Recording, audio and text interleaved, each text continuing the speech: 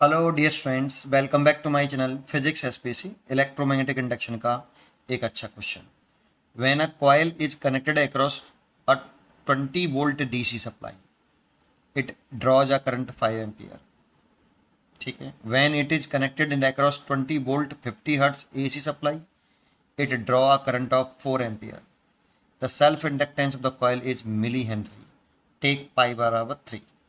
Solution. पहले हमने एक कॉइल ली है, ये इंडक्टिव कॉइल ले ली हमने। ठीक है। और इसको एक डीसी सोर्स से जोड़ा। एक डीसी सोर्स है। ठीक है। बैटरी डीसी सोर्स होता है, उसकी फ्रीक्वेंसी 0 होती है। देखो, इस वाले केस में इसमें जो इसका एक तो रेजिस्टेंस होगा आर, और एक इस तार का कुछ ना कुछ रेजिस्टेंस होगा, और एक होगा एक्सएल। लेकिन इंडक्टिव रिएक्टेंस बोलते हैं इसको हम। Inductive reactance. और इस एक्सएल की जो वैल्यू होती है वो एल इंटू ओमेगा और एल इंटू 2 पाई एफ। लेकिन दो डीसी सोर्स की फ्रीक्वेंसी 0 होती है, तो इसीलिए एक्सएल की वैल्यू 0 होगी। तो इस सर्किट का जो टोटल रेजिस्टेंस है वो आर ही है, और 20 वोल्ट की बैटरी से जोड़ा है। तो मान लो इसमें करंट फ्लो कर रही है आई, और उसकी वैल्यू रखी है हमें कितनी, 5 एम्पियर। ठीक है। तो इसमें जो टोटल इफेक्टिव रेजिस्टेंस है जेड, वो आर के बराबर ही है, क्योंकि एक्सएल तो 0 है। तो करंट आई टोटल करंट बराबर total voltage upon total resistance. तो यहाँ पे करंट रखी है हमारे पास 5 एम्पियर, टोटल वोल्टेज रखा है 20 ओम, और रेजिस्टेंस निकाल लेते हैं इसका। तो 5 से कितनी बार कट गया, 4, तो आर इजुकल टू आ गया 4 ओम। ये तो फर्स्ट केस हो गया। सेकंड केस में कह रहा है कि इसी इसी जो आपका ये जो कॉयल है इंडक्टिव कॉयल, इसको किससे जोड़ दें, एसी सोर्स से जोड़ दें। ऐसा। तो अगर एसी सोर्स से जोड़ रहे हैं तो इसका voltage V R M S हो गया 20 वोल्ट, और फ्रिक्वेंसी हो गई 50 हर्ट्स। अब इसका करंट ड्रॉप देखो, जो ड्रॉ हो रहा है वो घट गया है, 4 एम्पियर हो गया है। कॉयल वही है, वोल्टेज ही उतना ही है, 20 वोल्ट। 20 वोल्ट। करंट फिर कैसे घटेगा? करंट इसीलिए घट गया क्योंकि इसका अब जो रेजिस्टेंस होगा, फ्रिक्वेंसी इसकी 0 नहीं है अब, इसमें आर भी होगा और एक्सएल भी होगा। तो इस सर्किट का जो टोटल रेजिस्टेंस होगा वो इम्पिडेंस होगा R square plus XL square. जब हम जानते हो, जब हम ऐसे बोलते हैं ना प्योर इंडक्टर, तो प्योर इंडक्टर में हम आर 0 मान लेते हैं, लेकिन ऐसा कुछ नहीं कहा इसने। प्योर इंडक्टर जब वर्ड बोलेंगे तो एज्यूम कर लेंगे।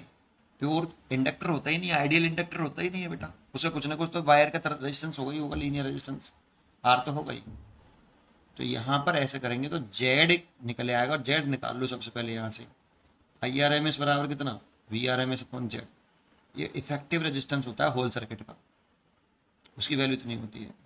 और I R M S total current हो गया, वर्चुअल अल्टरनेट करंट, और ये वर्चुअल वोल्टेज हो गई।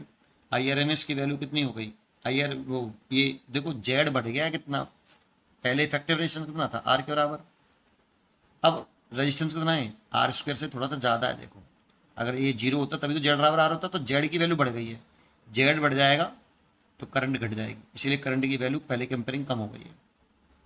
तो कर लो, आई आर एम एस कितना रखा है 4, वी आर एम एस रखा है 20, और जेड की वैल्यू निकाल लेते हैं यहाँ से। 4 से कट गया 5 पर, तो जेड इज इक्वल टू आ गया 5 ओम। यहाँ रख दो, यहाँ से एक्सएल निकाल लो, जेड की वैल्यू 5, तो 5 वो साढ़े का स्क्वायर कर लो इसका, तो 25 हो जाएगा। भाई वो साढ़े का स्क्वायर कर लो, तो 5 की वैल्यू, जेड की वैल्यू पुट भी कर दो, और आर का स्क्वायर मतलब 16 प्लस एक्सएल का स्क्वायर। तो XL is equal to 25 minus के 16, 9, और रूट आ गया। तो एक्सएल इज इक्वल टू आ गया 3 ओम। लेकिन एक्सएल नहीं पूछा, सेल्फ इंडक्टेंस पूछा है। और सेल्फ इंडक्टेंस एक्सएल जो होता है वो एल ओमेगा होता है। ये लिख रहा है, ये एल इंटू 2 पाई एफ बराबर 3। एल पूछ रहा है हमसे, 2 पाई की वैल्यू 3 है, और एफ की वैल्यू 50 है, बराबर 3। 3 से 3 कैंसिल हो गई।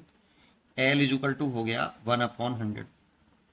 2 इंटू 50 100 हो गया, ऊपर ले जाएंगे तो 0.01 हो जाएगा बेटा, हेनरी। इतना आ गया डिवाइड करने पर। लेकिन ये पूछा मिली हेनरी में है, तो मिली में कितना लिखें, ये तो 1 इंटू 10 की पावर माइनस के 2 हेनरी हो गया, तो 10 इंटू 10 की पावर माइनस के 3 हेनरी। ऐसे लिख सकते हैं, दैट मीन्स 10 मिली हेनरी। इसका आंसर हो जाएगा 10 मिली हेनरी। 10 भर देंगे बेटा इसमें। ठीक है, उम्मीद करता हूँ कि आपको ये जरूर समझ में आया होगा, है ना।